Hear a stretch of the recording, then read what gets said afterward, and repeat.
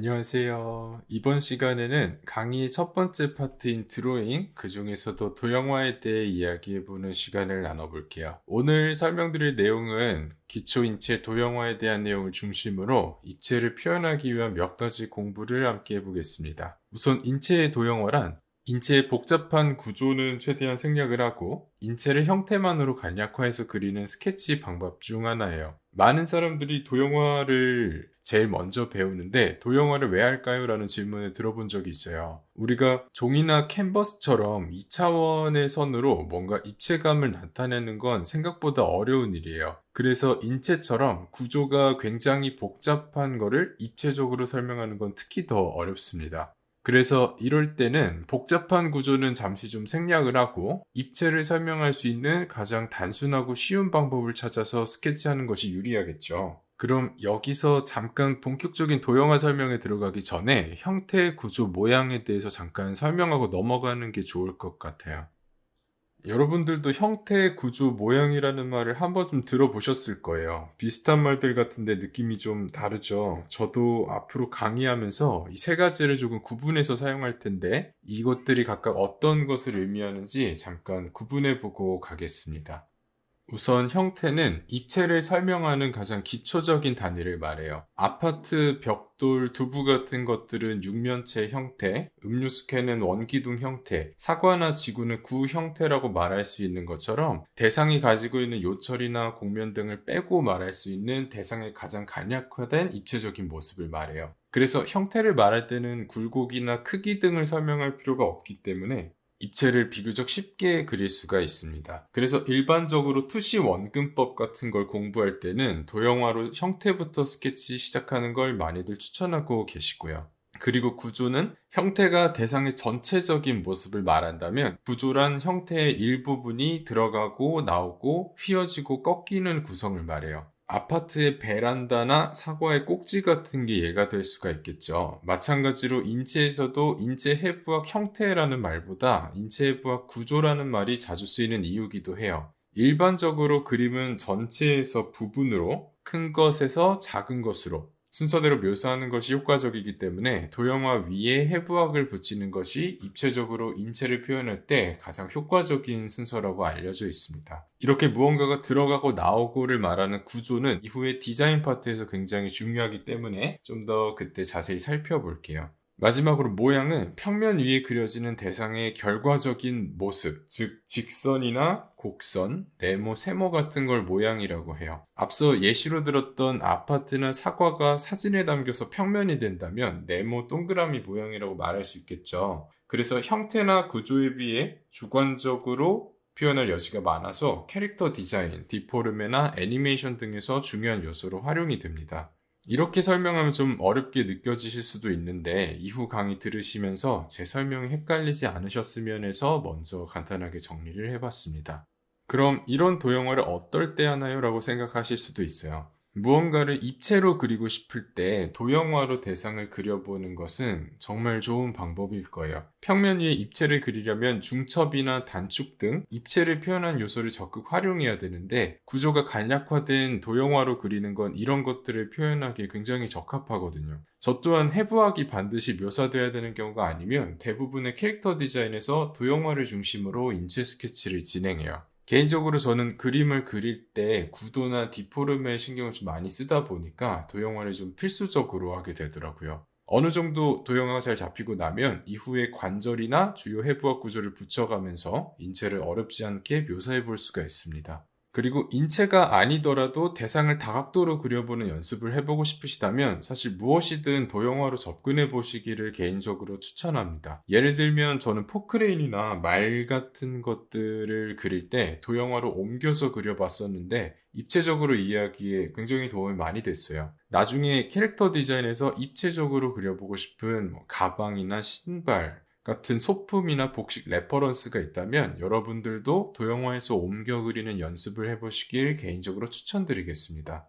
그럼 본격적으로 인체 도형화를 한번 같이 해볼게요. 도형화를 하는 방식은 사람마다 다양한데 이번 강의에서 제가 개인적으로 도형화를 하는 방식을 중점으로 진행할게요. 저는 복잡한 인체 구조를 그리는 것도 물론 좋아하지만 스케치에서 입체감을 내는 거를 좀 더 우선으로 하기 때문에 이번 강의의 목표는 도형화로 스케치를 할 때 일반적으로 인체 비율 그리고 입체 표현이 주 목적이 될 수 있어요. 그래서 그림을 막 시작하신 분들도 따라 그리시는데 어렵지가 않고 디포름에도 자유롭게 할 수가 있어서 캐릭터 디자인에서 꽤 유용하다고 생각하는데, 대신에 해부학이나 비율이 비교적 정확한 편은 아니라서 추후에 좀 더 다듬을 필요는 있어요.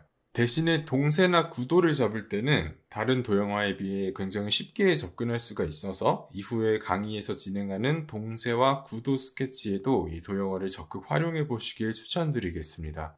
인체에서 체형이나 성별에 상관없이 인체에서 도드라지는 부분을 랜드마크라고 하는데, 기초 인체 도형화에서는 이 랜드마크를 기준으로 인체를 간략한 형태로 그려나가요. 랜드마크를 기준으로 도형화를 진행하면 인체의 대략적인 비율을 간단히 그릴 수 있고 이후에 해부학을 덧붙이는 것도 비교적 쉽기 때문이에요. 그래서 머리부터 그려보면 두개골은 이목구비를 잠시 생략하고 구 형태로 먼저 그립니다.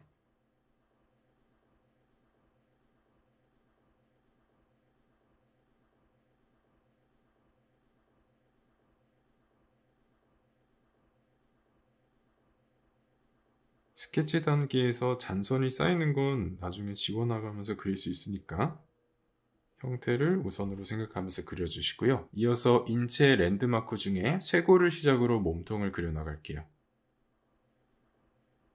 몸통은 대략 머리가 하나 정도 들어갈 정도의 사이즈의 원기둥으로 그려주시는 게 이후에 입체 표현에 도움이 될 것 같아요.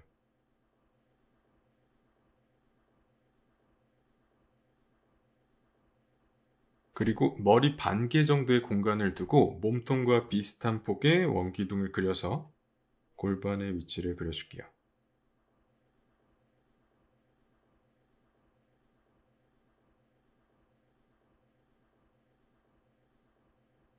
그리고 골반 아래에 몸통과 같은 길이의 원기둥 두 개를 이어서 그려주시고요.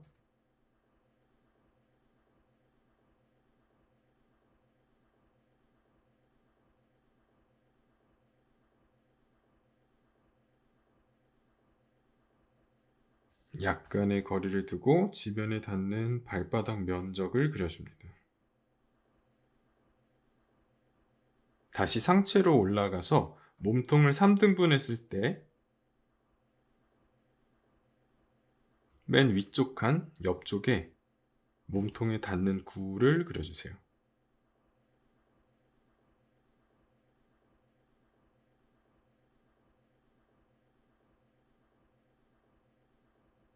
이후 머리와 같은 길이의 원기둥 두 개를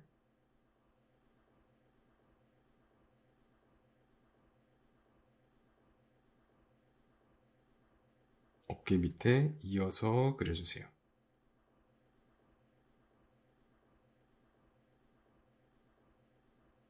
손은 구조가 인체에서 제일 복잡한 부분 중에 하나니까 지금 단계에선 잠시 생략할게요. 일반적으로 머리 반 개 정도의 길이라고 있기 때문에 허벅지 3분의 2쯤에 닿는다고 생각해 주시면 좋습니다. 그래서 결과적으로 머리부터 골반 시작까지를 약 4 정도라고 한다면 골반 시작점부터 발끝까지를 이어봤을 때 이 길이가 6 정도가 나오도록 비례를 나눠주세요. 이 대략적인 비례는 나이나 체형에 따라 디포르메를 할 때 다소 달라질 수가 있다는 점 참고해 주시고요. 추가적으로 몇 가지 랜드마크를 인체에 표시해 주시는 것도 이후 해부학 표현에 아마 도움이 될 거예요. 몸통 도형 3등분한 곳 아래를, 이 도형을 옆에서 봤을 때 반 정도 되는 위치까지 잘라주시고, 이렇게 그릴 경우에 몸통 정면에서 보면 절단면이 이렇게 홀을 그리게 되겠죠? 골반은 여성의 경우 가로로 좀 더 폭이 넓게 그려주시는 것도 방법이에요. 만약에 이런 형태에서 크기를 조절하는 게 좀 어렵다 싶으시면 지금 단계에선 잠깐 생략해 두셔도 괜찮습니다. 골반 도형 중앙을 대략 코 정도, 인간의 코 정도 공간을 두고 비워주시고요. 여기를 절반으로 나눠봤을 때 반 정도 단면을 잘라주시면 이런 형태가 그려지겠죠? 그리고 이 골반에서 거의 측면에 가까운 정면에 인간의 랜드마크 중에 굉장히 중요한 부분인 장골극이라고 하는 포인트가 있어요. 옆에 모델에도 그려놨는데 상체와 하체를 나눴을 때 중요하게 보이는 부분이 되니까 미리 표시해 주시는 게 좋아요. 저 같은 경우엔 이 위치를 정확하게 그리지는 않지만 대략적으로 표시를 한다고 쳤을 때 약간 이 원기둥에 꽃게 눈 위치가 있다 생각하고 거의 정면에 가까운 측면에다가 이렇게 표시를 해줬어요.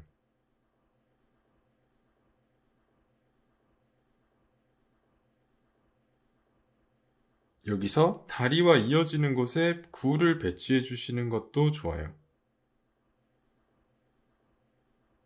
이 구의 크기를 나중에 조절함으로써 엉덩이나 골반 라인을 그릴 때 좋은 도움이 되겠죠. 그리고 추가적으로 이 도형을 뒷면에서 보았을 때 나타나는 랜드마크도 잠깐 표시하고 넘어갈게요.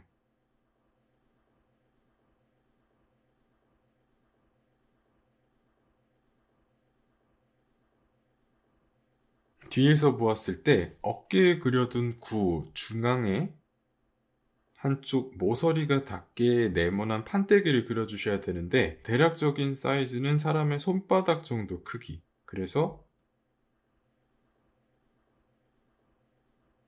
머리보다 조금 작은 판때기가 이쪽에 위치하게 되고요.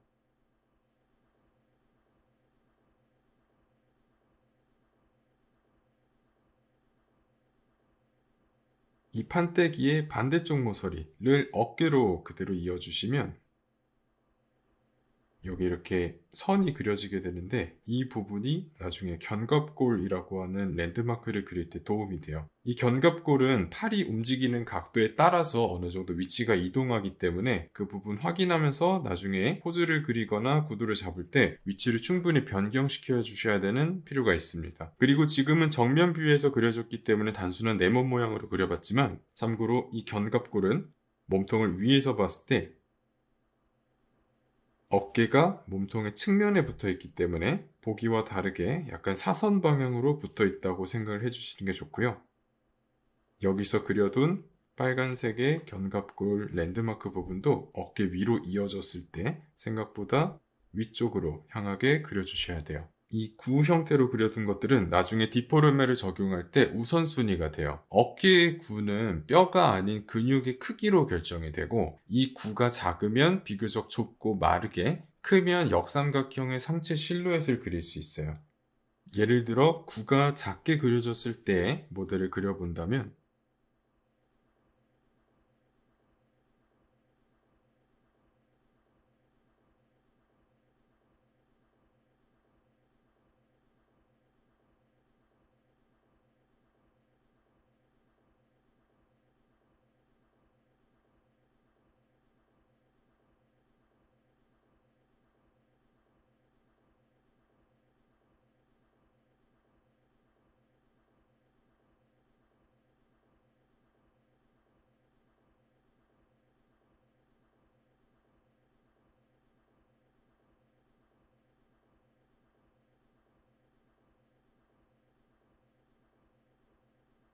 이렇게 어린아이 체형이나 마른 사람의 체형으로 그릴 때 어깨가 가파른 각도로 떨어지게 그림을 그려줄 수가 있고요.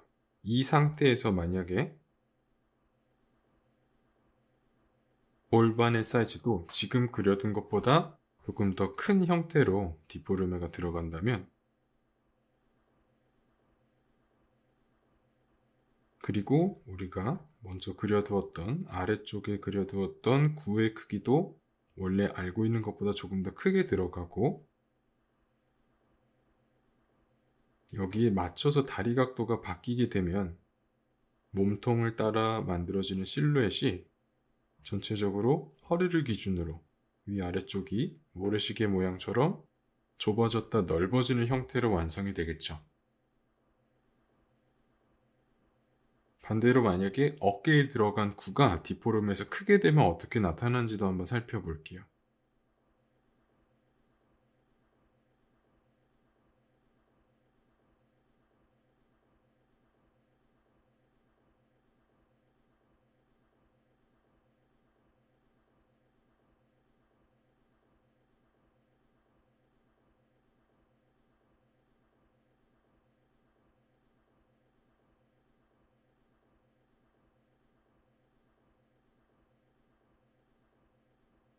몸통을 이루는 도형화 크기는 유지한 채로 어깨의 크기를 조금 더 넓혀주시면 몸통과 팔이 조금 더 거리감을 두게 되고요. 몸통에 이어져 있는 대흉근 같은 경우에 가로폭이 넓어지게 되면 인체 비례가 조금 어색해질 수가 있는데, 어깨의 경우에는 몸통과 구분된 견갑골에서 시작하는 뼈이기도 하고, 삼각근 같은 경우에 운동을 통해서 사이즈를 만들 수 있어서 디포르메를 할 때 대흉근보다 조금 더 우선순위로 그려지게 돼요. 그래서 이걸 결과적으로 그려보면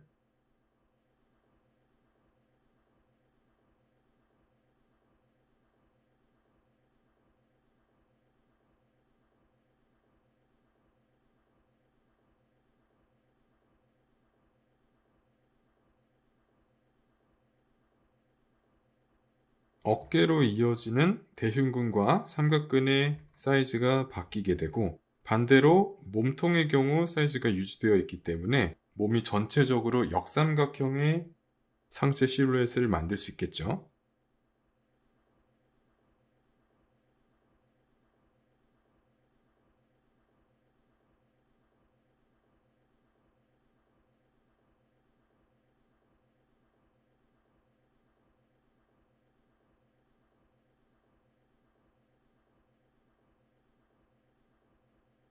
마찬가지로 골반도 옆에 있는 모델과 다르게 우리가 원래 그려두었던 대로 몸통의 폭과 크게 차이가 나지 않는 정도의 사이즈로 그려주시고, 아래쪽에 그려두었던 구도 옆에 있는 거에 비해서 조금 더 작게 사이즈를 잡아주시면 다리가 전체적으로 직선 방향으로 내려가게 돼요.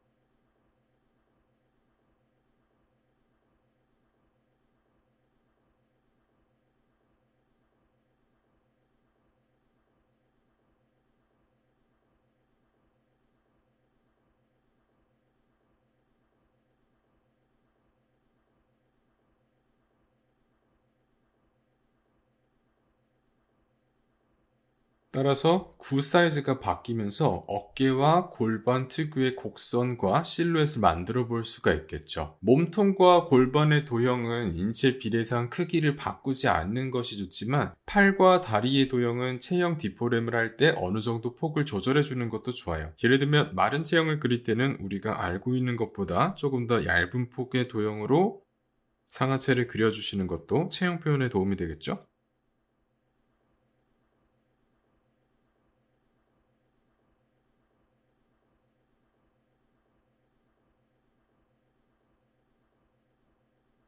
반대로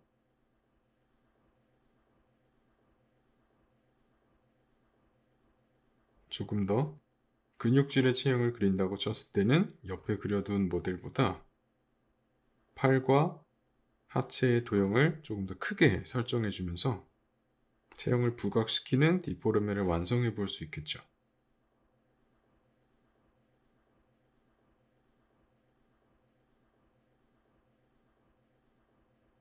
대신에 형태로 그림을 그리는 도형화 단계에선 나중에 우리가 입체적인 각도로 봤을 때 고민해야 되는 부분이 굉장히 많기 때문에 물체의 크기를 정확히 측정하며 그리는 거는 생각보다 난이도가 너무 높아서 그렇게 추천드리지는 않고요. 대신에 인체의 길이 비례는 어느 정도 지켜가면서 그리는 걸 추천드려요. 지금 그려둔 도형은 정면에서 관찰한 인체이기 때문에 인체의 비례는 직관적으로 보이지만, 전체적으로 네모 모양, 동그라미 모양으로 그려졌기 때문에 입체적으로 보이지는 않습니다. 입체적으로 그리기 위해서 도형을 해봤는데 입체적으로 보이지 않는다니까 뭔가 문제가 있죠. 그럼 대상을 평면 위에 입체적으로 그리기 위해서 우리가 어떤 걸 알아야 되는지, 입체를 표현할 때 알아야 되는 4가지 기본 입체 표현을 먼저 살펴보고 넘어가겠습니다.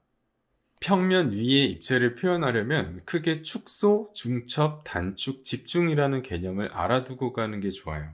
우리는 태어나서부터 지금까지 3차원 공간에 살고 있기 때문에 멀고 가까운 것이 눈에서 어떻게 보이는지 너무 당연하게 알고 있어요. 멀리 있는 거는 작고 가까이 있는 건 크고, 가까이 있는 게 멀리 있는 걸 가리는 것처럼 말이죠. 하지만 2차원 평면 위에 3차원의 공간을 그릴 때는 우리는 평면의 모습으로 대상을 기호화해서 기억하는 본능 때문에 이러한 입체 표현을 빼먹는 경우가 굉장히 많아요. 그럼 각각의 입체 표현이 무엇이고 왜 나타난지 먼저 살펴봅시다. 우선 축소를 알아볼게요. 우선 우리가 세상을 바라보는 시야는 멀어질수록 더 많은 걸 시야에 담는 이러한 원뿔 형태로 그려집니다. 이걸 측면으로 보면 나로부터 멀고 가까운 걸 좀 더 직관적으로 활용해 볼 수가 있겠죠? 가까이 있는 건 근경, 멀리 있는 건 원경이 돼요. 여기서 시야의 단면을 저는 화면 또는 뷰라고 네모나게 그려둘게요. 사실은 동그란 모양이지만 좀 더 이해를 편하게 할 수 있도록 저는 네모난 모양의 화면으로 먼저 그려두겠습니다. 제 눈에 가까운 쪽에 공을 하나 두고 멀리 있는 곳에 공을 하나 둘게요. 그리고 각각의 공에 제 화면을 잠깐 그려둘게요. 이때 가까이 있는 공은 화면에서 대략 3분의 1 정도의 비중을 차지하고 있어요. 그래서 우리 화면에서 본다면 대략 이 정도의 크기로 그려지겠죠. 멀리 있는 공은 화면에서 상대적으로 작게 한번 측정해 보면 대략 한 6분의 1 정도 사이즈로 그려지겠네요. 그럼 화면에서 작게 보이게 되겠죠. 그런데 이때 이렇게 한 시야에 멀고 가까운 것이 동시에 담길 때 크기의 차이가 나타나게 돼요. 이 두 개의 공이 만약에 나의 시야에 동시에 담기게 된다면 가까이 있는 것은 화면에서 3분의 1 정도 크기를 차지하는 사이즈로 그려질 거고 멀리 있는 거는 6분의 1 정도 혹은 5분의 1 정도 작게 그려지게 되겠죠. 그래서 우리 시야에 멀리 있는 거는 가까이 있는 거에 비해 상대적으로 작게 보이게 돼요. 이렇게 멀리 있는 게 작게 보이는 현상을 우리는 축소라고 합니다. 그리고 이제 중첩을 한번 알아볼게요. 우리의 시야를 한번 위에서 보이는 걸로 그려볼게요. 마찬가지로 원뿔 형태니까 측면과 같은 방법으로 삼각형으로 그려줘야겠죠. 만약에 두 공, 저는 빨간색이랑 파란색으로 그려둘게요. 이 두 공이 서로 간격을 두고 있거나 나란히 있거나 확실히 분리되어 있으면 축소와는 별개로 한 시야에서 각각의 공이 완전하게 보일 거예요. 이렇게 우리 시야의 방향대로 오는 걸 그대로 직선으로 이어보면 이걸 화면으로 보았을 때 두 공의 온전한 모습이 그대로 그려져야겠죠. 그런데 만약에 두 공이 원근의 차이에 의해서 배치가 되면 이야기가 좀 달라지게 돼요. 빨간색 공이 가까이 있고 멀리 있는 공은 뒤쪽에 둬서 원근의 차이를 줄게요. 이렇게 될 경우에 가까이에 있는 공은 우리가 앞서 그려봤던 것과 같은 방식으로 이어봤을 때 온전히 빨간색 공의 모습이 보이게 되겠지만 파란색 공도 한번 이어보면 이쪽에 해당하는 부분은 눈에 온전히 보일지가 몰라도 일부분은 가까이 있는 부분에 의해서 가려서 보이지가 않게 되겠죠. 그게 우리 시야에 보인다면 이렇게 일부분이 가려져서 완전한 모습으로 보이지가 않고 가려져서 나타나게 됩니다. 그럼 화면에서 보았을 때 멀리 있는 것이 가까이 있는 거에 가려지게 되고 이 경우 우리는 본능적으로 멀고 가까운 원근을 인지하게 돼요. 이렇게 멀리 있는 게 가까이 있는 거에 의해서 가려지는 현상을 중첩이라고 합니다. 그리고 단축을 알아볼게요. 우리 시야로부터 두 개의 원기둥을 그려둘게요. 이때 원기둥의 옆면은 빨간색, 윗면은 파란색으로 구분시켜 둘게요. 이 경우 우리 화면에서 두 원기둥은 둘 다 네모난 빨간색 네모 모양으로 온전한 모습으로 보이게 되겠죠. 근데 이때 두 원기둥 중에 하나가 길이가 기울어지게 되면 원기둥의 방향에서 원근이 나타나요. 윗면은 가깝죠. 멀리 있는 곳은 멀고요. 그리고 이 각각의 선이 우리 시야로 이어지는 걸 한번 직선으로 이어볼게요. 여기 있는 건 빨간색 네모 모양으로 보였었고 파란색 단면은 보이지 않았었죠. 그런데 기울어진 면을 한번 그려보면 원기둥이 기울어졌을 때 이 길이가 짧아져서 나타나게 돼요. 동시에 보이지 않았던 윗면은 원래 길이보다 잘 드러나게 그려지게 되겠죠. 이걸 제 뷰에서 확인을 해보면 아래에 있는 도형을 한번 그려볼게요. 옆면은 짧아져서 원래 있던 길이보다 짧아지게 그려져야 되고 파란색은 단면이 직선이 아니라 동그란 타원 형태로 나타나게 되겠죠. 이때 빨간색 옆면이 짧아지는 현상을 단축이라고 하고요. 반대로 원래 보이지 않았던 것이 내 눈에 나타나게 되는 걸 확장이라고 해요. 나의 시야로부터 대상이 수직이면 평면적으로 온전한 모양이 보이기 때문에 빨간색 면은 확장이, 반대로 나의 시야로부터 대상이 수평이면 길이가 짧아져서 단축 현상이 나타납니다. 극단적인 예시로 그려보면 이렇게 수평으로 기울어져 있게 되면 파란색 면은 원래 보였던 것보다 완전히 확장이 될 거고, 빨간색 면은 완전히 단축이 되게 되겠죠. 그래서 단축을 활용하면은 나로부터 대상이 기울어져 있음, 그러니까 원근을 표현할 수가 있고, 평면적인 물체라도 단축 확장을 활용해서 묘사하면 입체감이나 공간감을 주어서 그릴 수가 있겠죠. 마지막으로 집중을 알아볼게요. 집중 현상은 아까 이야기한 축소에서 조금 이어지는 내용이에요. 예를 들어 먼저 시야를 그리고 나로부터 나란한 방향으로 멀어지는 길이 있다고 그림을 그려둘게요. 그리고 길의 외곽을 각각 빨간색이랑 파란색으로 그려둘게요. 이때 화면을 몇 번에 나눠서 한번 그려볼게요. 이때 각각의 화면을 보면 이때의 길은 화면 외곽에 각각 길의 끝이 닿고, 이때 보이는 길은 외곽으로부터 조금 떨어지고, 이때는 더 멀어지고 점점 중앙으로 모이는 모습으로 그려지게 될 거예요.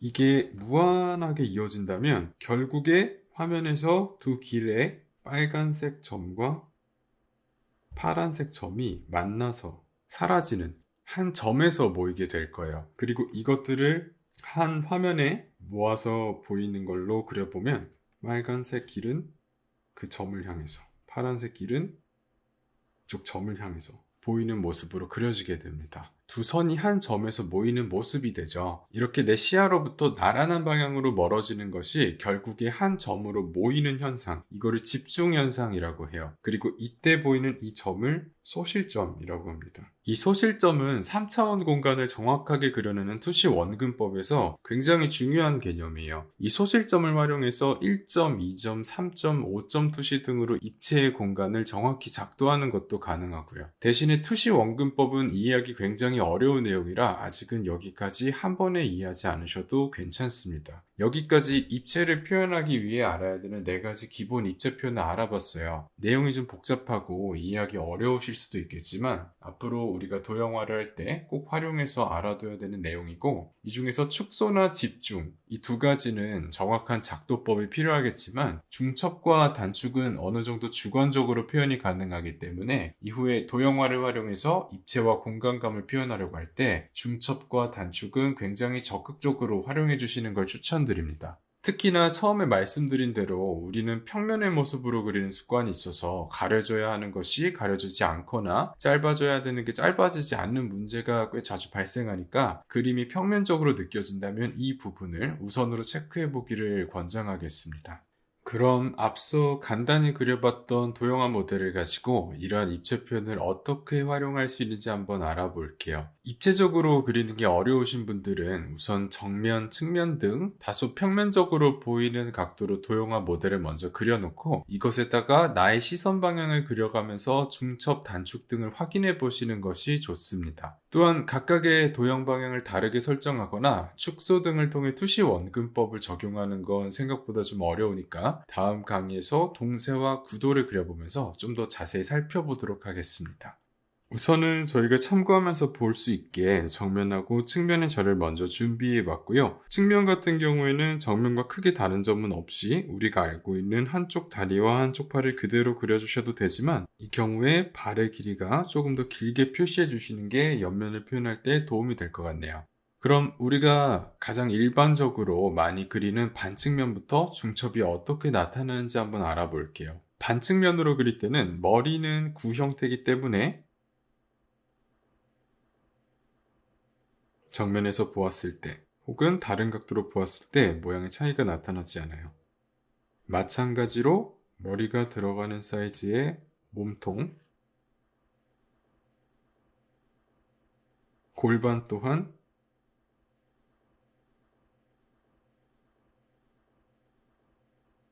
측면으로 돌아갔을 때 모양이 네모 모양으로 유지되어 있겠죠. 마찬가지로 인체의 비례도 지금 그대로 시선을 옆으로 옮긴 것이기 때문에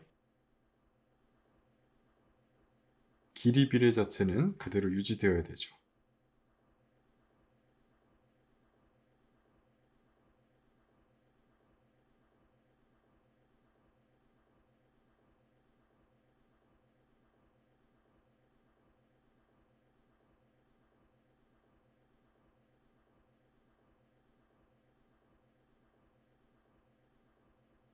발의 길이는 대략 종아리의 반 혹은 반 이상으로 크기를 잡아주시면 좋을 것 같네요. 대신에 옆에서 보았을 때는 정면과 달리 양쪽 팔과 다리에서 멀고 가까운 원근감이 나타날 테니까 이거를 중첩을 통해서 그려줘야 돼요. 반측면에서 본 인체는 어깨가 몸통보다 가까울 테니까 몸통과 어깨가 구분되지 않고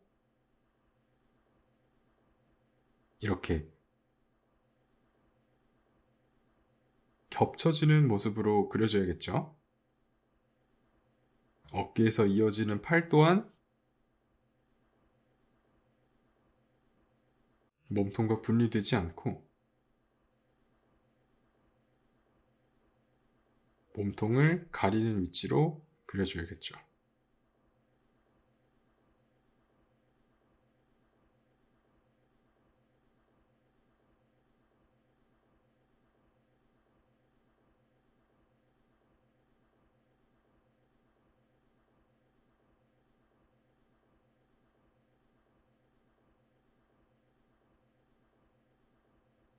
마찬가지로 반대쪽 어깨는 이쪽으로 들어온 만큼 가려줘야 되고요.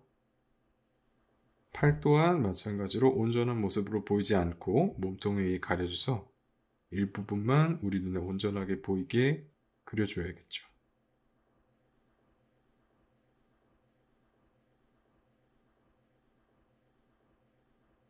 다리 또한 같은 방식으로 눈에서 가까운 쪽은 원래 측면에 위치하고 있었다면 중앙 쪽으로 이동하면서 그리고 반대로 반대쪽 다리도 이렇게 분리되어 있지 않고요. 안쪽으로 들어오면서 겹치는 부분이 생기게 되고 그 부분은 가려져야 됩니다. 그래서 결과적으로 어깨와 어깨의 간격은 정면에서 보았을 때보다 간격이 좁아지게 되고요. 중앙을 향해서 다리 또한 이 두 개의 간격이 겹쳐져서 가운데로 모이게 되겠죠. 발 같은 경우도 단축 확장을 한번 확인해 볼 수가 있는데 앞쪽에 있는 부분을 빨간색, 옆쪽에 있는 부분을 파란색이라고 했을 때 각각 정면, 정측면에서 보았을 때 온전한 길이로 보였겠지만 만약에 반측면으로 본다면 우리가 정면에서 보았을 때보다 원래 있던 길이는 짧게 나타나야 되고요. 측면도 완전히 옆에서 보았을 때보다 짧게 나타나는 모습이 되겠죠. 여기까진 어렵지 않죠. 하지만 이걸 인체로 그릴 때도 중첩은 이런 식으로 나타나야겠죠. 여기에 간단한 캐릭터를 중첩이 나타날 수 있게 반측면에서 그려본다면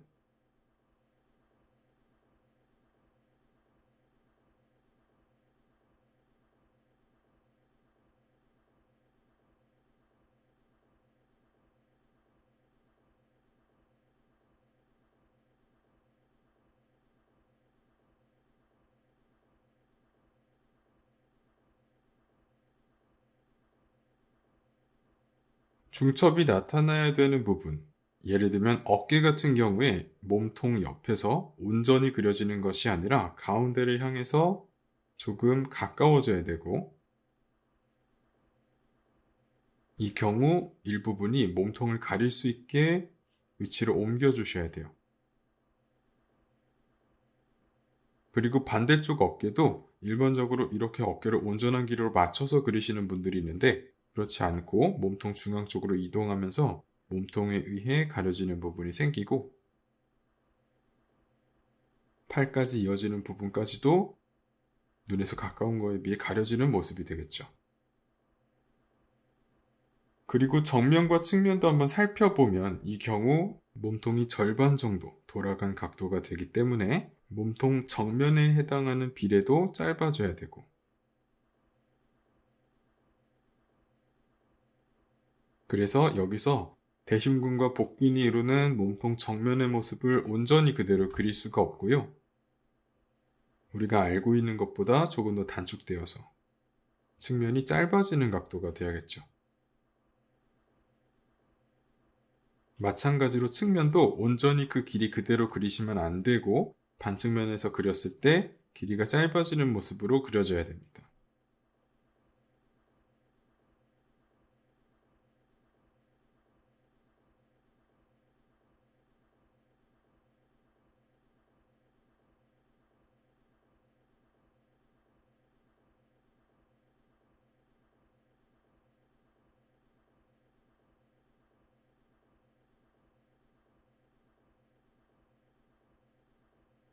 그리고 일반적으로 몸통이 반측면으로 돌아가는 경우 외곽선의 가까운 쪽에 해당하는 해부학적 구조 혹은 옷주름 모든 구조들은 외곽선에서 가까운 쪽을 좀 더 강조해 주시는 게 입체 표현에 도움이 돼요.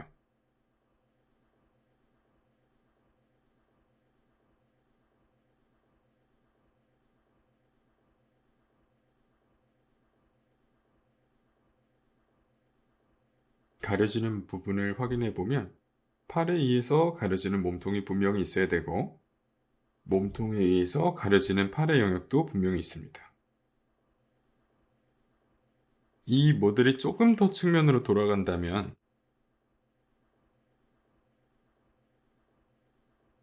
원근감이 조금 더 설명이 많이 되어야 되니까 중첩은 조금 더 적극적으로 나타나야겠죠.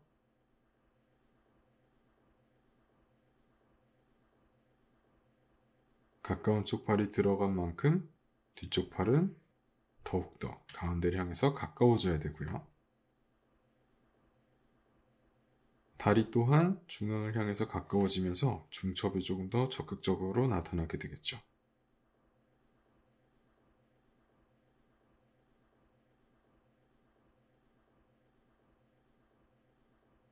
발도 정면에 해당했던 부분이 더욱더 짧게 보이게 될 것 같네요.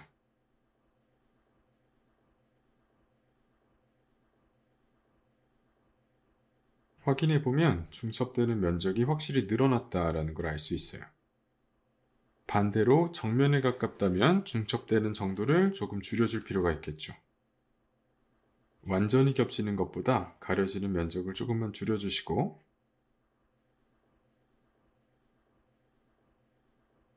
반대쪽 팔도 정면에 가깝게 보이려면 중첩을 조금 줄여주셔야 됩니다.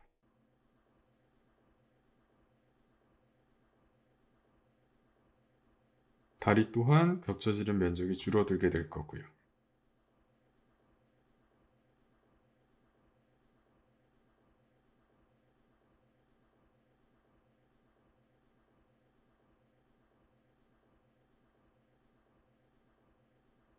그리고 정면에 해당하는 부분, 발 앞쪽이 늘어났으니까 측면이 보이는 부분은 짧아지게 되겠죠.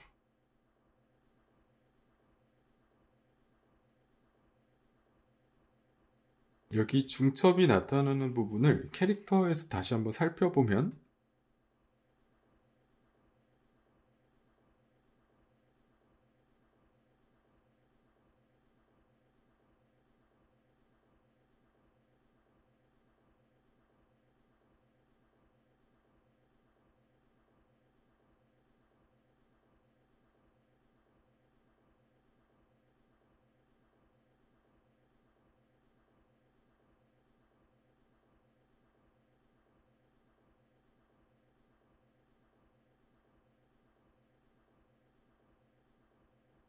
팔이 몸통을 가리는 정도 혹은 몸통이 뒤쪽 팔을 가리는 정도도 줄어들어야 되고 동시에 측면에서 보았을 때 몸통 앞쪽에 해당하는 대흉근이나 복근 같은 것들이 단축되었던 것들도 조금 더 확장되어서 정면의 모습과 조금 더 비슷하게 맞춰지게 되겠죠. 이제 이 모델을 위에서 본 것도 그려둘게요. 일반적으로 공간감을 표현할 때는 눈에서 가까운 것부터 그리고 뒤로 멀어질수록 차근차근 가려주면서 드로잉 해나가는 순서를 추천합니다. 하이앵글에서 본다면 머리를 그리고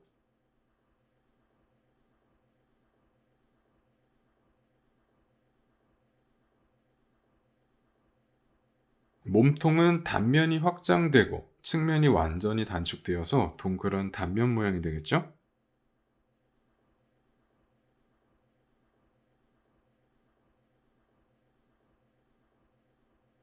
골반부터 다리까지는 몸통에 의해 가려져서 보이지 않거나 보이더라도 아주 많이 가려지기 때문에 지금 도형화 단계에선 충분히 생략할 수 있습니다. 어깨는 몸통 중앙에 위치한다는 걸 위에서 그려 넣을 수가 있고,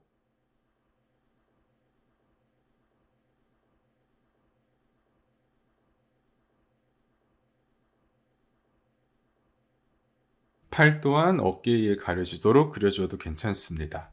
대신에 발의 경우 윗면에서 보았을 때 내 방향이 내 시선으로부터 수직이 되겠죠. 그래서 온전한 길이로 그려볼 수가 있는데 대신에 가장 멀리 있는 부분이니까 가려지는 부분이 많아져서 실제로 보이는 부분은 생각보다 적겠죠.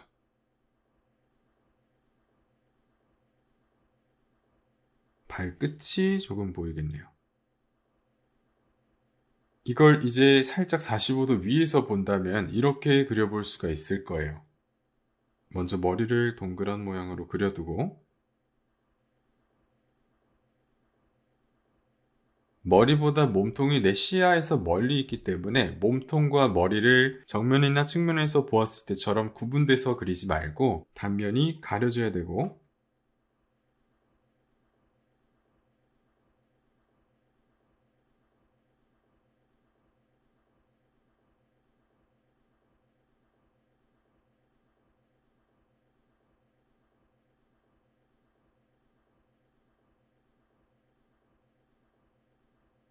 정면에 비해 몸통 도형의 단면은 타원형으로 나타날 거예요. 동시에 측면은 정면에서 보았을 때보다 많이 단축되겠죠.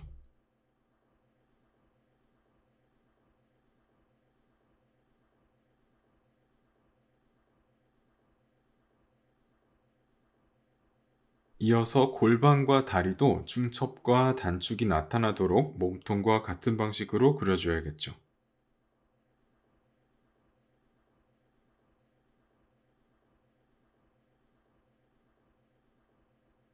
원래 알고 있는 길이보다 측면이 짧아져야 되고, 몸통이 짧아진 만큼 다리 또한 원래 알고 있는 길이보다 짧은 길이로 그려져야 하고요. 골반에 의해서 단면이 충분히 가려져야 원근감이 설명이 가능하겠죠.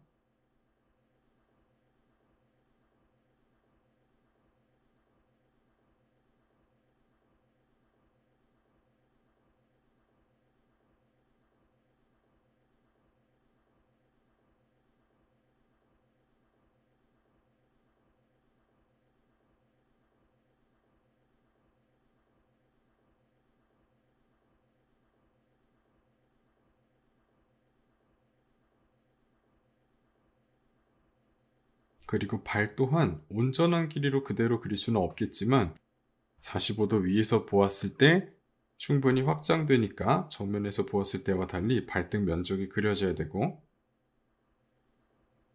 대신에 종아리보다 멀리 있는 걸 보여주기 위해서 온전히 구분시키지 말고 충분히 가려줘야 됩니다.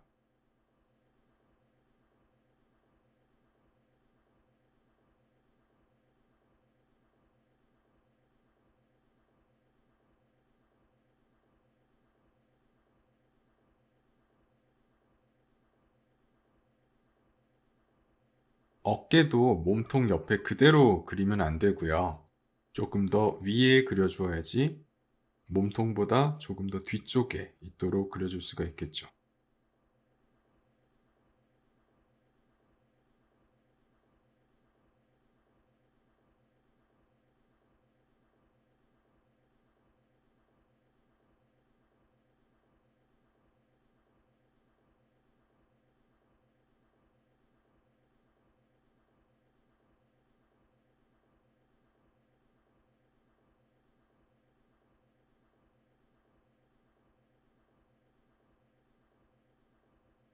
마찬가지로 팔도 몸통과 같은 방향으로 먼저 그려두겠습니다.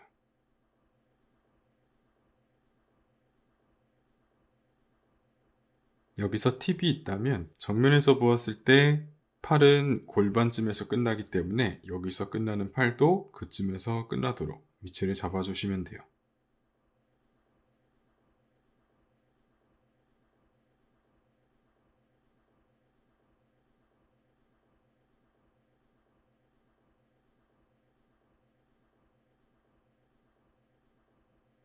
이 각도에서 본 모습을 캐릭터에 적용시키면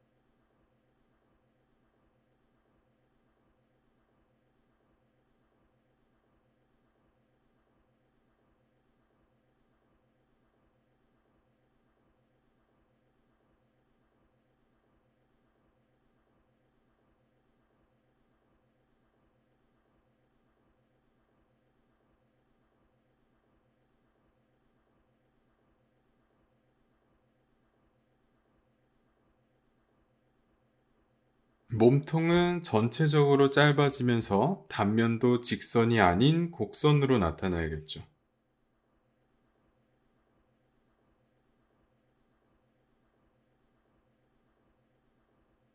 여기까지 잘 이해가 가지 않으신다면 이 모델을 측면에서 본 모습을 제 시선 방향으로 그려서 체크해 볼게요.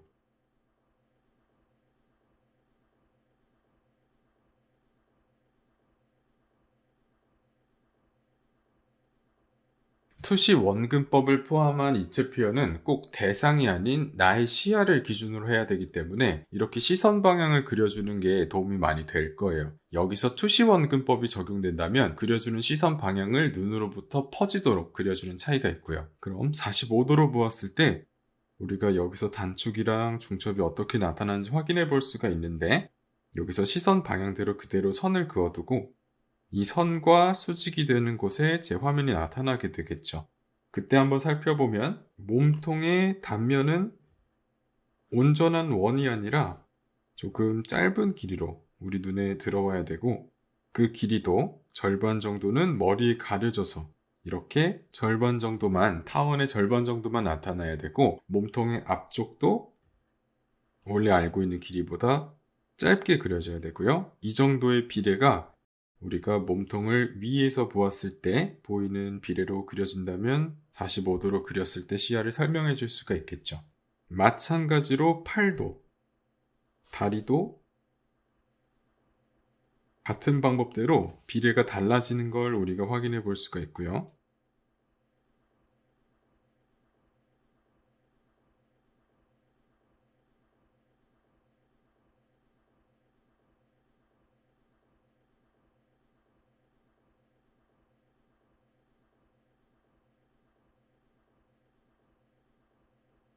발의 면이 정면보다 확장되는 것도 우리가 확인해 볼 수가 있겠죠. 하지만 옆에서 보거나 완전히 위에서 보았을 때보다는 단축이 된다는 것도 체크를 해볼 수가 있습니다.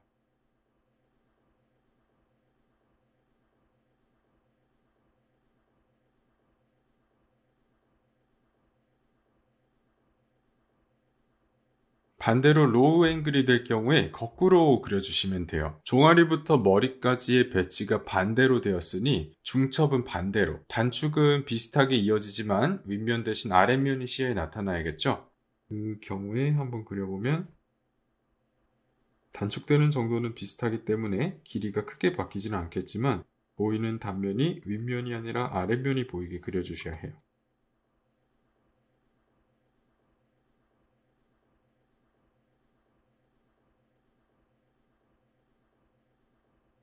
하이앵글을 그릴 때는 눈에서 가까운 게 머리였기 때문에 머리에서부터 그려나가는 순서가 좋지만, 로우앵글을 그릴 때는 웬만하면 눈에서 가장 가까운 다리부터 그려나가는 게 중첩을 표현했을 때 효과적으로 실수 없이 그릴 수 있어요.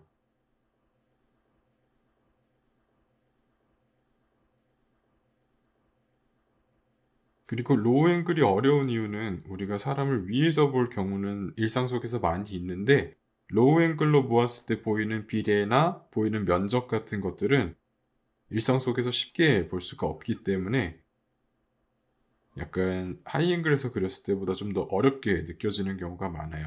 이럴 때일수록 차분하게, 다른 각도에 비해 오래 걸린다는 거 미리 인지를 해두시고, 지금 제가 보여드리고 있는 것처럼 눈에서 가까운 곳부터 입체적인 방향 혹은 배치의 원근을 생각하면서 그려나가시면 됩니다. 이 경우 머리가 분리되어서 그리는 경우가 많이 있어요. 이럴 경우 목을 그리거나 혹은 앵글을 설명하기가 어려워져서 적극적으로 가려주시는 게 좋습니다.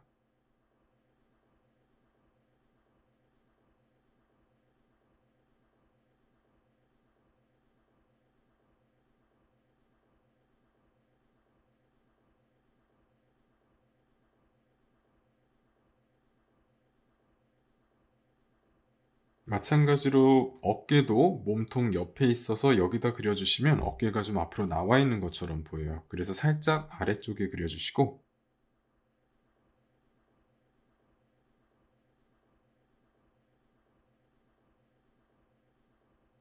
대신에 이때도 골반쯤에서 팔이 끝나도록 그려주시는데, 눈에서 가까운 쪽부터 그려나가시는 걸 추천드립니다. 이때 도형을 그릴 때 인체라고 생각하는 것보다 각각의 단순한 도형이라고 생각해 주시고, 우리가 알고 있는 인체 모습을 생각하면서 그림을 그리면 비례를 좀 정면 비례로 맞추게 돼요. 그러지 마시고 각각의 도형이 멀리 있나 가까이 있나, 혹은 기울어졌으니까 짧게 그려야 되지 않을까, 이런 생각을 해가면서 스케치를 진행하는 걸 추천드리겠습니다.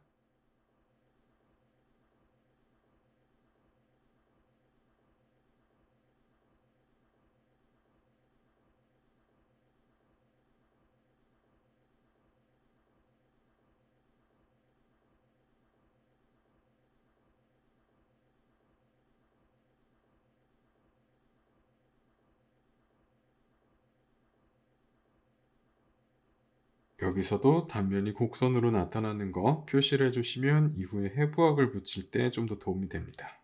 마찬가지로 하이앵글과 로우앵글도 보이는 각도가 만약에 조금 더 위쪽으로 나타나게 된다면 지금 그려둔 것보다 중첩이나 단축이 조금 더 적극적으로 나타나야 되고요. 반대로 정면 방향에서 그렸을 때는 45도 각도에서 봤을 때보다 단축되거나 중첩되는 각도를 조금 더 줄여주시면 될 것 같아요. 즉, 정면에 가깝다면 단면이 보이는 것도 조금 더 타원으로, 측면은 조금만 줄여주시면 되고, 골반과 몸통이 중첩되는 정도도 정면에 가깝게 조절이 가능하겠죠.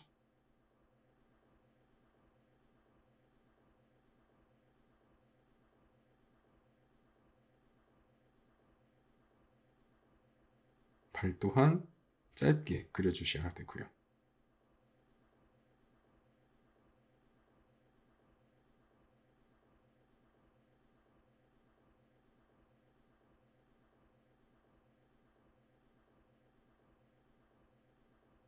반대로 많이 앵글이 꺾였을 때는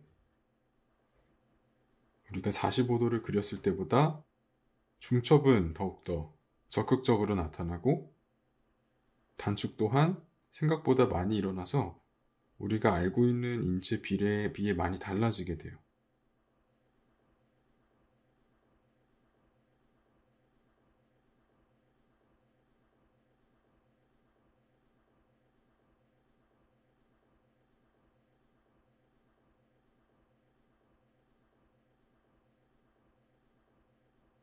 마지막으로 반측면 하이앵글에서 모습도 한번 그려볼게요. 만약에 이게 어렵다면 하이앵글이나 반측면의 모습 중 하나를 기준으로 수정해 주는 것도 좋아요. 비교용으로 하이앵글에서 보았을 때 모델을 잠깐 가져오겠습니다. 그리고 측면에서 보았을 때도 잠깐 가져올게요. 여기서 우리가 관찰해 줘야 되는 거는 단축이나 중첩이 각각의 각도에서 어떻게 나타나는지를 계속 생각하면서 그림을 그려줘야 돼요. 하이앵글 기준으로 반측면을 적용시킨다면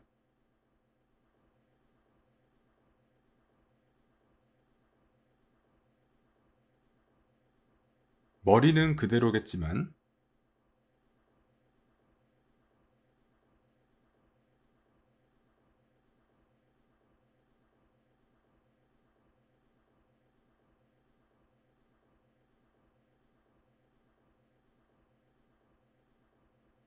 여기 정면에서 보았을 때와 달리 측면에서 보았을 때 이쪽 어깨 그리고 이쪽 어깨에 원글이 나타나야 되니까 어깨에서 중첩이 나타나야겠죠. 그래서 여기에 분리시켜서 그려주시면 안 되고 어깨 안쪽으로 겹쳐지도록 가까운 쪽 어깨를 그려주셔야 하고, 반대로 반대쪽 어깨도 이쯤에 위치하겠지라고 감으로 그려주시기보다는 원래 그렸던 것보다 제일 멀리 있는 것들이 확인이 되니까 원래 그렸던 위치보다 여기가 들어온 만큼 우리도 뒤쪽으로 가려주셔야 돼요.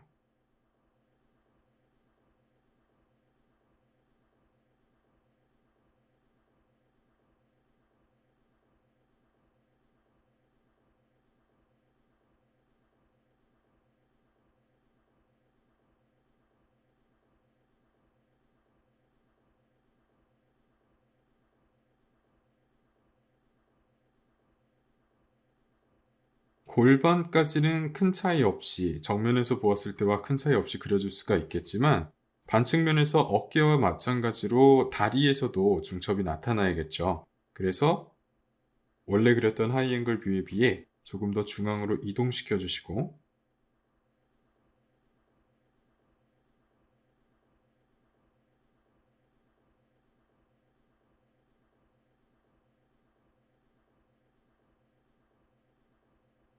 이때 다리를 여기에 분리시켜서 그리시는 경우가 많은데 그러지 마시고 지금처럼 나란한 각도에선 조금 더 중앙으로 이동시켜 주시면서 가려지는 면적이 충분하도록 위치를 옮겨 주시는 게 좋습니다.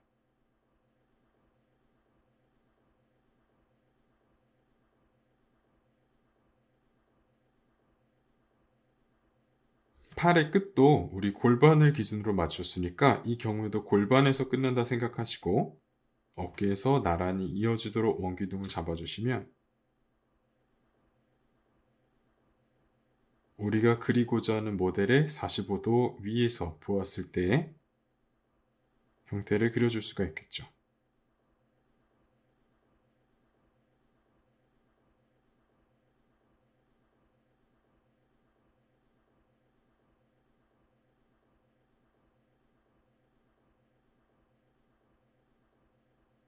머리가 조금 커진 것 같으니까 줄여서 위쪽으로 옮겨줄게요.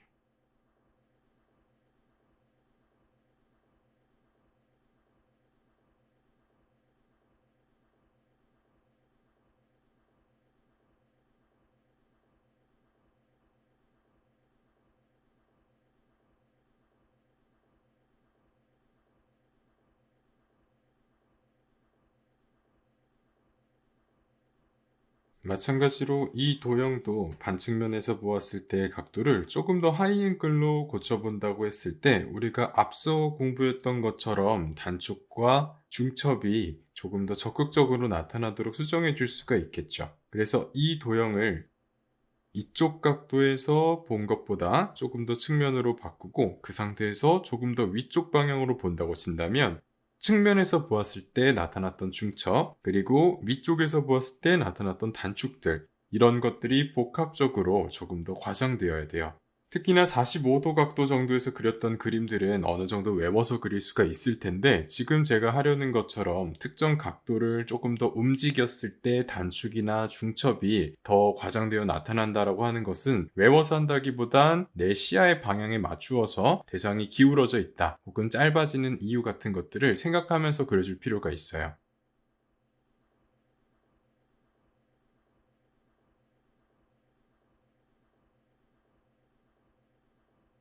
머리의 크기는 그대로 이어져서 그려지겠지만 조금 더 하이앵글이 되었으니까 몸통의 단면은 조금 더 둥그러져야겠고요.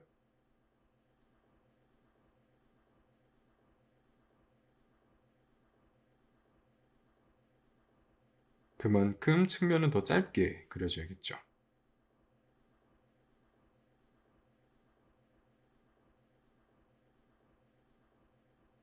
이때 단면을 이루는 것이 동그랗게 된 만큼 측면을 나눠주는 3등분의 선, 이런 가이드라인들도 따라서 조금 더 곡선이 만들어지도록 그려져야 됩니다. 이러한 가이드라인은 나중에 저희가 옷주름을 그리거나 해부학을 그릴 때 적극적으로 활용해 줄 필요가 있겠죠. 골반도 마찬가지로 더욱 많이 중첩되고 더욱 많이 단축되도록 고쳐줄게요.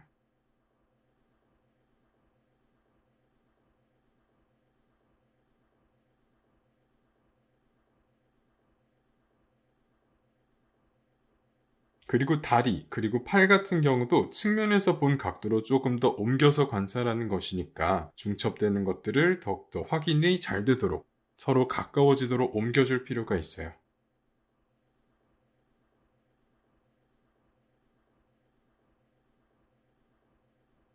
짧게 그리는 거 잊지 마시고요.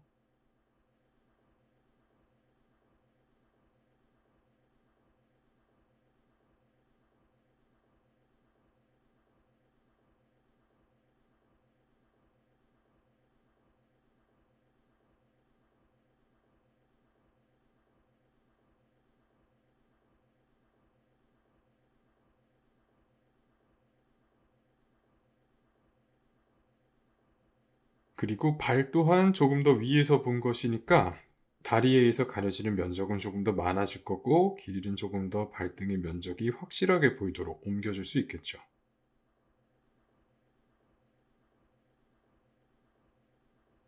어깨도 마찬가지로 다리가 가까워진 만큼 중첩되는 것을 조금 더 적극적으로 보여준다면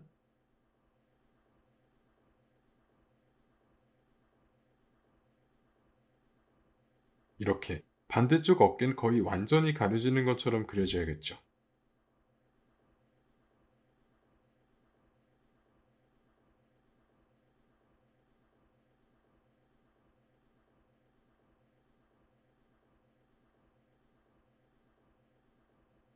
조금 더 가려줄게요.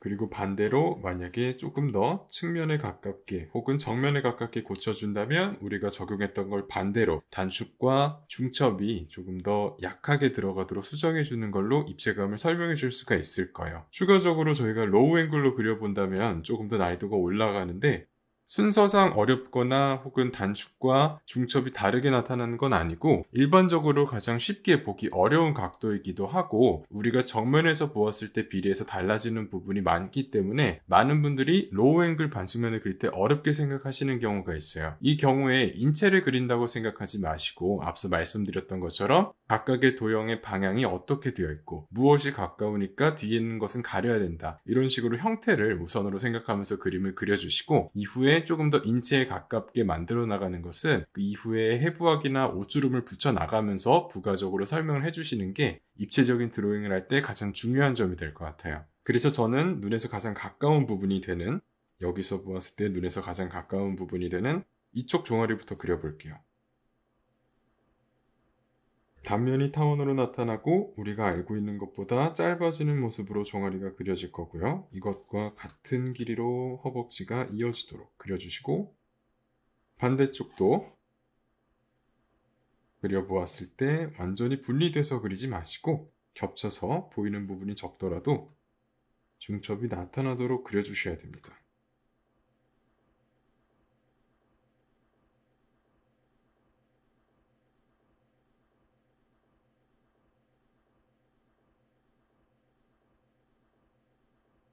골반부터 몸통으로 이어지는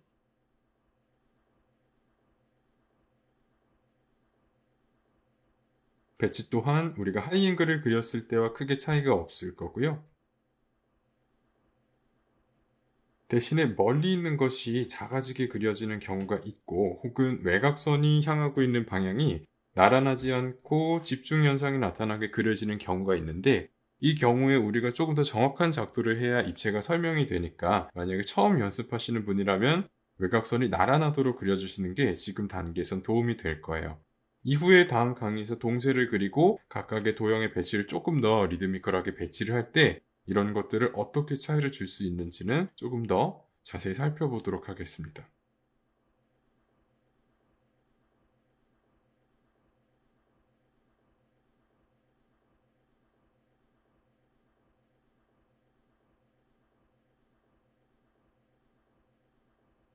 이 경우에도 이쯤에 있겠다 싶어서 어깨를 여기에 그려주지 마시고요. 각각의 도형들이 향하고 있는 방향하고 나란하게 맞춰서 그려주신다면 어깨가 생각보다 밑에 있고 많이 가려지도록 그려주시는 게 자연스럽겠죠.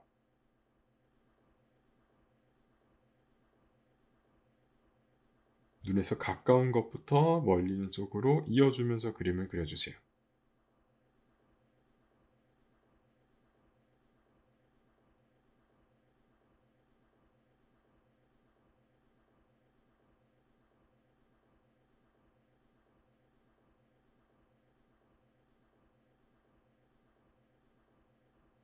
그리고 발 또한 눈에서 제일 가까우니까 종아리와 분리되지 않게 가려가면서 형태를 만들어 주세요.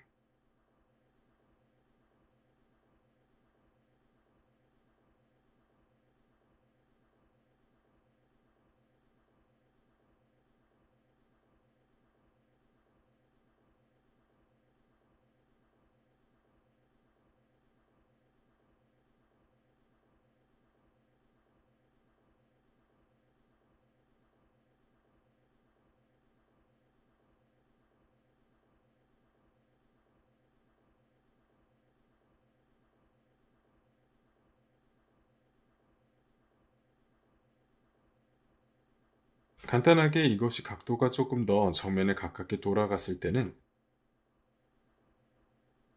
단축되는 정도와 중첩되는 정도를 조금만 줄여주시고,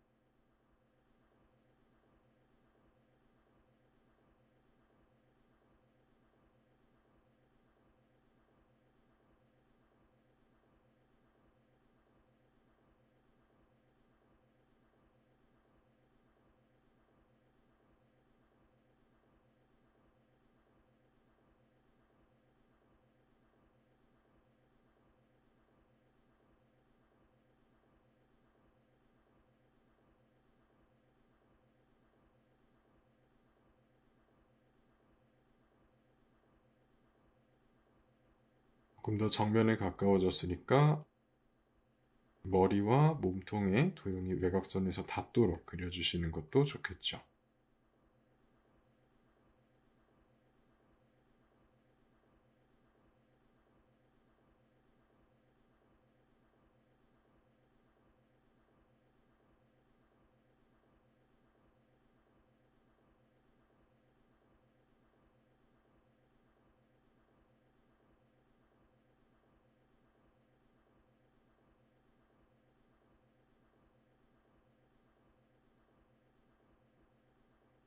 발도 위에서 보았던 각도가 완만해진 만큼 온전하게 길게 그리지 마시고 조금 더 단면이 단축되도록 그려주셔도 괜찮습니다.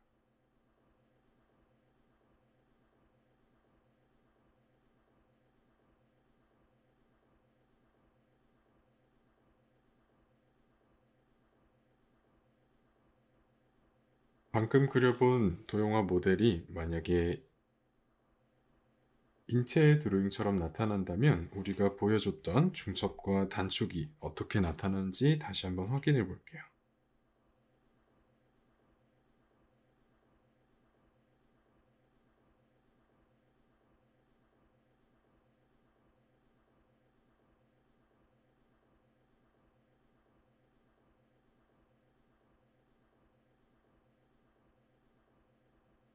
기본적으로 목이 정면에서 보았을 때보다 짧아지도록 그려줘야 된다라는 정보를 확인해 볼 수가 있고,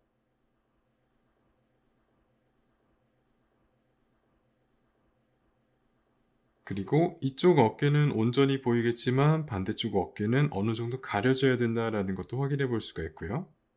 이런 것들이 몸통 상반신에서 나타났을 때 목이 온전하게 긴 길이로 나타나서는 안 되고 원래 알고 있는 것보다 조금 더 짧게 위치해야 되고요.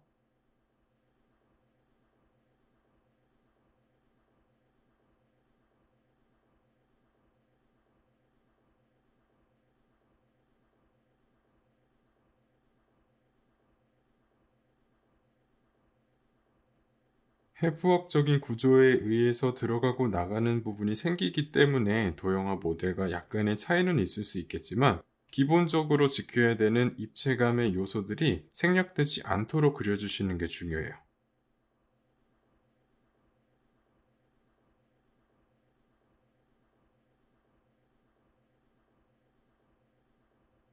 정면에서 보았을 때보다 몸통 앞쪽에 있는 대흉근이나 복근이 짧아지도록, 그러니까 폭이 좁아지도록 그려져야 되고, 측면도 온전히 우리가 알고 있는 그 비율 그대로 그린다면 돌아간 방향을 그릴 수가 없겠죠? 그래서 조금만 더 얇게 표현이 들어가야 합니다. 어깨도 마찬가지로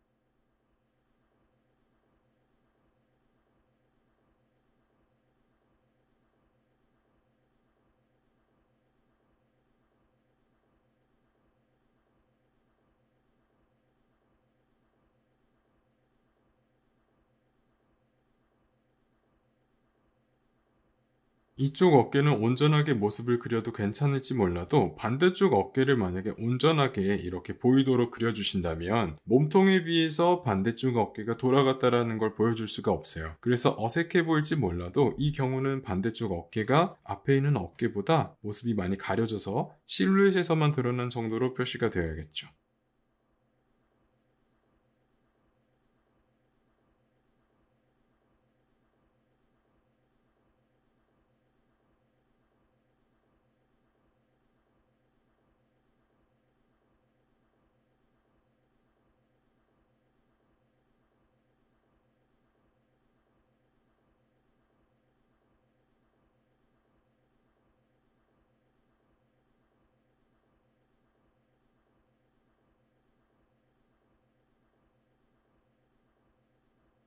다리 또한 완전히 분리된 모습으로 그려주시면 안 되고 약간만 틀어진 정도이기 때문에 중첩이 조금이라도 나타나도록 우리가 구도를 잡아줘야 해요.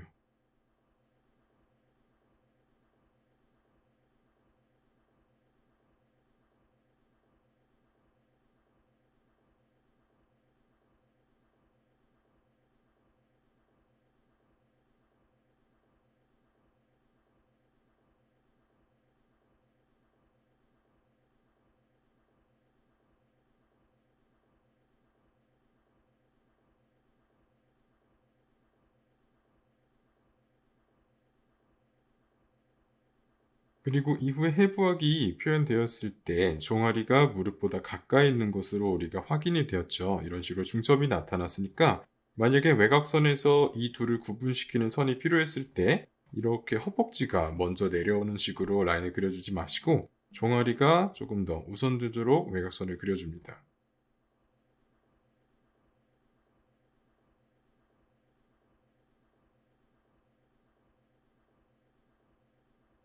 특히나 외곽선의 경우 그림을 입체적으로 표현한다고 했을 때 외곽선에 가까워질수록 구조감을 조금 더 적극적으로 표현해 줘야 해서 우리가 그림을 그릴 때 눈에서 무엇이 가까운지 생각하면서 그리는 게 굉장히 중요해져요.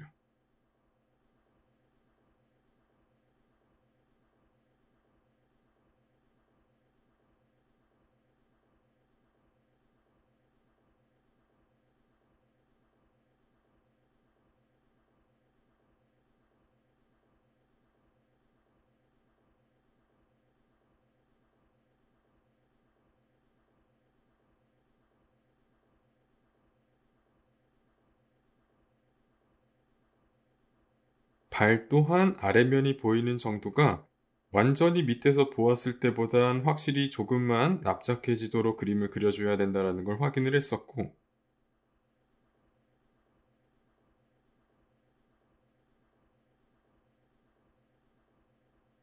여기서 조금 자연스러운 각도를 위해서 이쪽 발의 방향을 약간만 이쪽으로 틀어서 고쳐볼게요.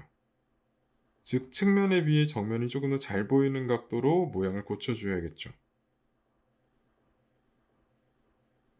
이쪽은 반대로 정면에 해당하는 라인이 짧아지고 측면에 해당하는 라인은 길어지도록 수정을 해줄게요.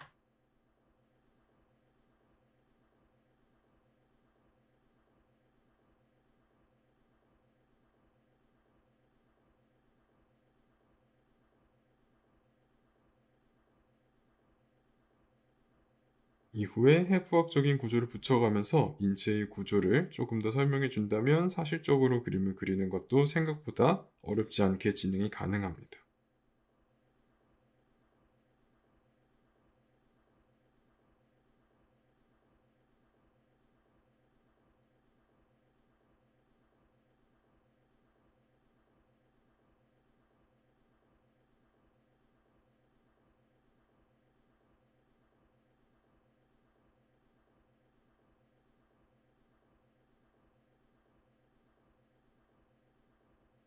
여기까지 그려본 것 중에 관절에 해당하는 부분이 저희가 입체적인 표현을 했을 때 해부학에서 굉장히 중요해져요. 이 부분은 저희가 형태에 대한 연습을 할 수 있는 도형학 과정을 마치고 난 뒤에 부분적으로 어깨나 무릎 혹은 골반 같은 것들이 입체적인 각도에서 어떻게 그려져야 되는지 조금 더 중심적으로 살펴볼게요.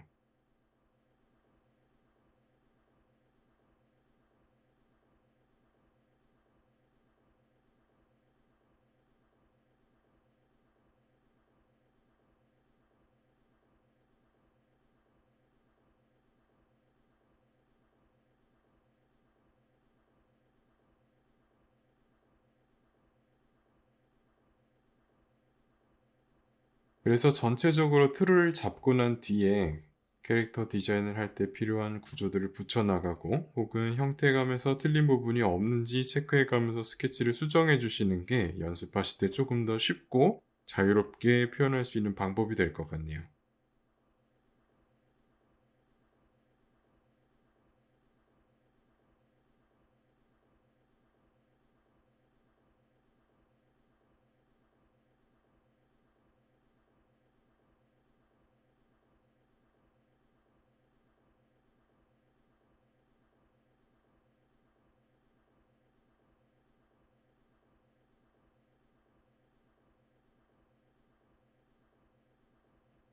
우리가 그려두었던 몸통 앞쪽에 해당했던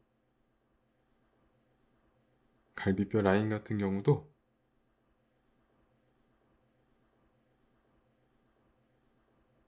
조금 더 앞쪽을 향하는 호가 그려지도록 정면에서 보았을 때 호를 적용시키지 마시고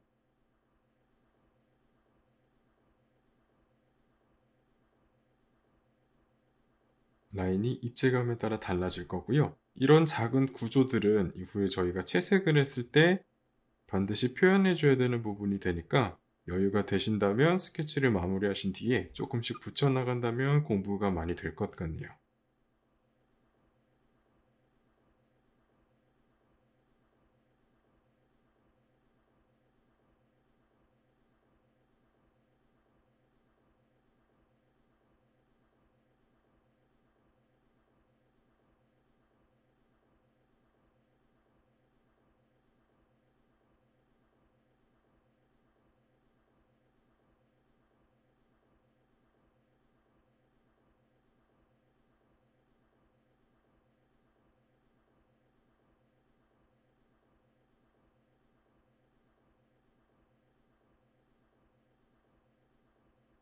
이런 간략한 도형화는 도형의 방향도 나란하고 축소도 크게 신경 쓸 필요가 없어서 쉽게 연습하기 좋아요. 대신에 혹시나 멀리 있는 걸 작게 그리거나 단축되는 정도가 좀 달라지게 되면 많이 어색해 보일 수가 있으니 주의하셔야 하고요. 또한 정면에서 본 비례와 달리 다른 시야 각도에서 본 인체 비례는 눈에 익숙하지 않기 때문에 머리가 커지는 등의 문제가 가끔 생길 수가 있어요. 예를 들면 하이앵글을 그렸을 때 무리해서 투시 원근법을 그리게 될 경우 예상한 다양한 것보다 머리가 크게 그려지는 경우가 많이 있죠. 디지털 드로잉은 이런 수정이 어렵지 않기 때문에 비례에만 너무 집중하지 마시고 이번 강의의 목적인 입체 표현, 그 중에서도 내 시선을 기준으로 한 원근을 계속 생각하면서 연습하시길 추천드리겠습니다. 저는 평소에 이렇게 연습을 할 때 특정 시선 방향을 정해서 그려난다 생각하지는 않았고 항상 내 시선으로부터 멀어지는 걸 제일 우선으로 생각하면서 단축과 중첩을 연습한다는 생각으로 계속 그렸어요. 어려운 각도를 너무 깊이 하지 마시고 연습이다 생각하면서 다양한 방향으로 그려보는 것을 적극 권장합니다. 예를 들면 제가 그림을 그릴 때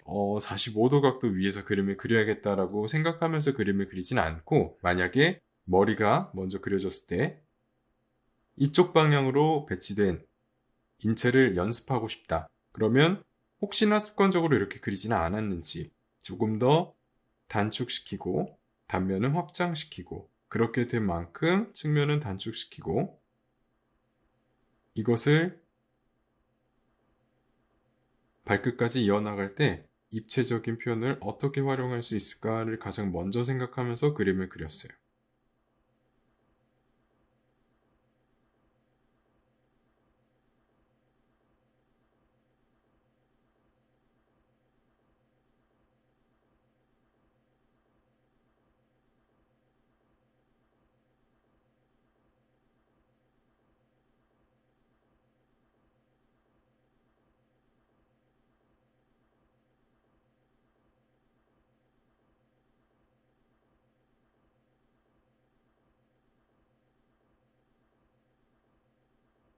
그리고 전체적으로 완성된 스케치를 보면서 혹시 내가 생각한 게 어색하지는 않은지 정면으로 보았을 때의 모습을 적용시키느라 입체감이 잘못 설명되지는 않았는지 체크하면서 그림을 이어나갔던 것 같아요. 로우 앵글을 그릴 때도 인체를 정확히 그려나간다고 생각하면 생각보다 정면 비율로 그려지는 경우가 많아서 도형화로 그릴 때는 각각의 도형을 인체라고 생각하지 않고 눈에서 가까운 것부터 그려나가는 습관을 만든다 생각하고 종아리부터 그려나가는 식으로 연습을 해보면서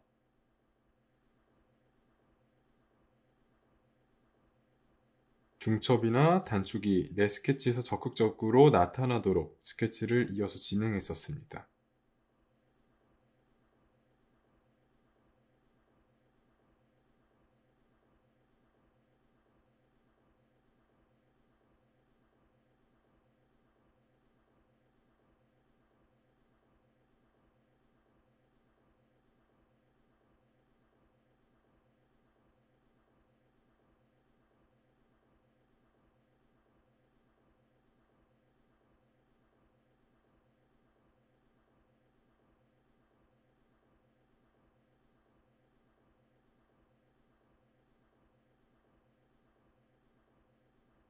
일반적으로 창작은 본인이 소화할 수 있는 범위 안에서 쉽고 재밌게 일어나는 편이에요. 그래서 어느 특정 각도를 그리는 게 어렵다 싶으면 본능적으로 그 각도를 피해서 디자인이든 스케치든 진행이 되게 되는데 그 부분을 미리 예방하고자 간단하게 그릴 수 있는 도형화를 연습할 때는 어느 각도를 너무 깊이 하지 마시고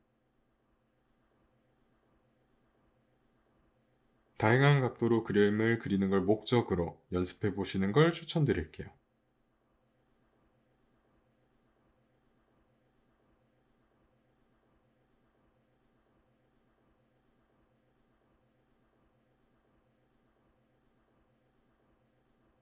일반적으로 투시 원근법 같은 것을 적용해서 그림을 그리는 경우 멀리 있는 것이 조금 더 단축이 많이 일어나고 작아지는 걸 표현해야 되는데 그 부분을 완전히 이해하지 못한 상태에서 축소를 적용시키면 오히려 더 어색해지는 경우가 많으니까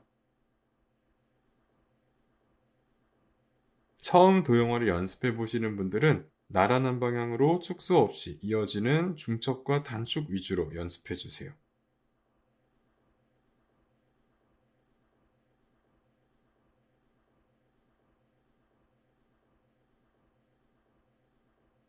여기까지 저희가 인체 기초 도형화 모델을 가지고 이걸 입체적인 방법으로 그리는 연습을 함께 해봤습니다. 입체 표현이 처음이신 분들에겐 꽤나 어려운 내용일 수 있을 것 같다는 생각이 들어요. 대신에 이번 강의에서 공부한 내용은 앞으로 배울 드로잉의 기초이기도 하고 캐릭터 디자인에서 더 다양한 방법으로 스케치를 할 수 있는 연습이 되기도 하니까 어렵더라도 계속 연습해 보시기를 추천드리겠습니다. 그래서 제가 좋아하는 부분이기도 하고 그만큼 설명 내용이 길어진 부분도 있고요. 그리고 지금까지 그린 스케치에선 캐릭터에게 특별히 동세가 부여되지도 않았고 해부학이 적용되지도 않았는데 이후 강의에서는 이 도형화 모델을 활용해서 동세를 그리는 방법 혹은 무게중심을 그리는 방법을 공부해보면서 드로잉에서 공간감이라는 것을 효과적으로 그리는 방법을 좀 더 자세히 이야기해 보도록 하겠습니다. 긴 내용 들으시느라 고생하셨습니다. 그럼 저는 다음 강의에서 뵙겠습니다.